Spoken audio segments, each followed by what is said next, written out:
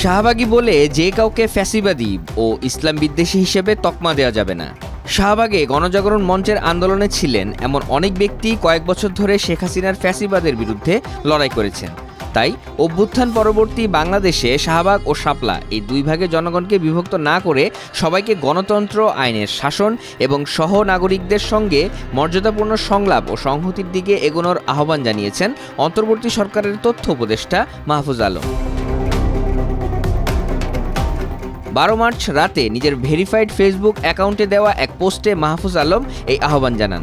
দীর্ঘ পোস্টের শুরুতে মাহফুজ আলম লেখেন, জামাত যুদ্ধাপরাধীদের সহযোগী ছিল, কিন্তু নাহিদ ইসলাম যেভাবে বলেছেন এই অভ্যুত্থানের মাধ্যমে তারা কাফফারা দিয়েছেন। আমিও বলেছি, জামায়াতের যারা বাংলাদেশপন্থী তারা এদেশে রাজনীতি করার অধিকার রাখেন। জামায়াতের নতুন প্রজন্মের অল্প কিছু ব্যতিক্রম বাদে কেউই পাকিস্তানপন্থী নন। ফলে স্বাধীনতা বিরোধী ট্যাগ দিয়ে জামাত শিবিরের রাজনৈতিক অধিকার ক্ষুণ্ণ করা যাবে না। রাজনৈতিক ও আদর্শিক লড়াই করেই তাদের বিরুদ্ধে জিততে হবে।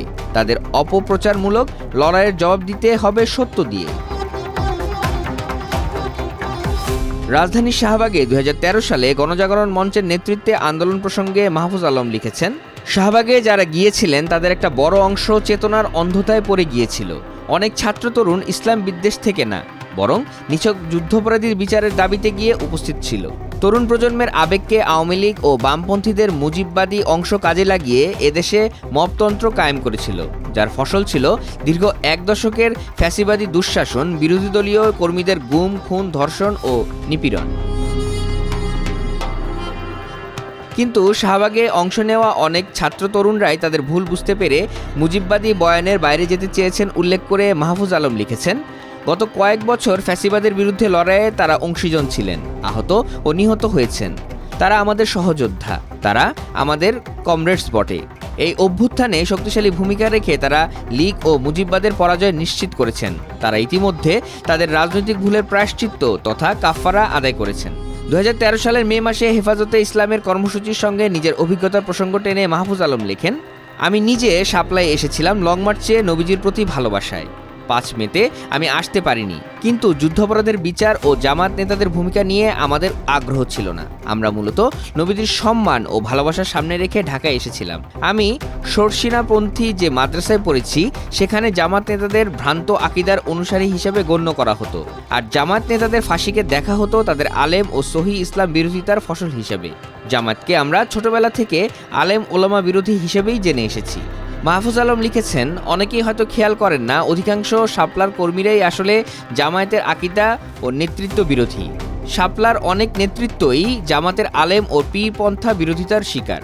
এমনকি অনেকেই জামাত ও শিবির নেতাদের কর্তৃক নিগৃহীত ও নিপীড়িত হয়েছেন, কিন্তু জামায়াত সফলভাবেই তাদের প্রক্সি হিসেবে ব্যবহার করতে পেরেছে, যেমন লীগ শাহবাগীদের ব্যবহার করেছে। তিনি লিখেছেন, আমরা অভ্যুত্থান উত্তর সময়ে উপনীত হয়েছি। এখানে জামাতকে বা শিবিরের কর্মীদের রাজাকার, স্বাধীনতা বিরোধী বলে বদযোগ্য করার যে বয়ান, সেটার বিরোধী আমরা। তেমনি শাহবাগের ইসলাম ফোবিয়ার বিরুদ্ধেও আমাদের অবস্থান। এই ইসলাম ফোবিয়ার শিকার আমি নিজে হয়েছি। পাঞ্জাবি টুপি পরলেই জঙ্গিবাদী বলা থেকে শুরু করে মাদ্রাসা ছাত্রদের ও আলেমদের বিমান বিকিকরণের জন্য শাহবাগ দায়ী। শাহবাগের সাংস্কৃতিক বন্দোবস্ত বিএনপি, জামাত সহ বিরোধী দলীয় নেতাকর্মীদের উন্মানুষে পরিণত করেছিল। শাপলা শাহবাগের কর্মীরা কমরেডস হয়েছিলেন বলেই শেখ হাসিনার পতন ঘটেছিল উল্লেখ করে অন্তর্বর্তী সরকারের তথ্য উপদেষ্টা লিখেছেন, অভ্যুত্থান উত্তর সময়ে আমরা সংলাপ মুখর হয়ে এসে উপস্থিত হয়েছি। শাপলা শাহবাগের বাইনারির বাইরে এসে শাহবাগের প্রাণভোমরা মুজিববাদ, ভারতপন্থা ও শেখ পরিবারের বিরুদ্ধে পুরাতন শাপলা ও শাহবাগের কর্মীদের কমরেডস হয়ে ওঠার সুযোগ তৈরি হয়েছিল। আসলে শাপলা শাহবাগের কর্মীরা কমরেডস হয়েছিল বলেই শেখ হাসিনার পতন ঘটেছিল। এদিকে শাপলার নেতৃত্বের জন্য কারো প্রক্সি না হয়ে রাষ্ট্রের ইজ্জত ও শরিকানা দাবির সুন্দর সুযোগ উপস্থিত হয়েছিল। উপদেষ্টা মাহফুজ লিখেছেন, বর্তমান অন্তর্বর্তী সরকার শাপলা গণহত্যার বিচারের উদ্যোগ নিয়েছে।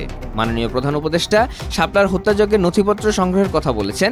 আশা করি শাপলায় শহীদ মাদ্রাসা ছাত্র ও আলেমদের বিরুদ্ধে যে নির্বিচারে হত্যাযজ্ঞ চালিয়েছে বর্বর শেখ হাসিনা, তার সুষ্ঠু তদন্ত, ডকুমেন্টেশন ও বিচার নিশ্চিত হবে। গণজাগরণ মঞ্চ সংশ্লিষ্ট ব্যক্তিদের হত্যার পটভূমি তৈরি না করতে আহ্বান জানিয়ে মাহফুজ আলম লিখেছেন, সাবেক শাহবাগী যারা অভ্যুত্থানের ভেতর দিয়ে নিজেদের ন্যায্য অবস্থান ব্যক্ত করেছেন, লড়াই করেছেন, তাদের কোনোভাবেই বধযোগ্য করে তোলা যাবে না।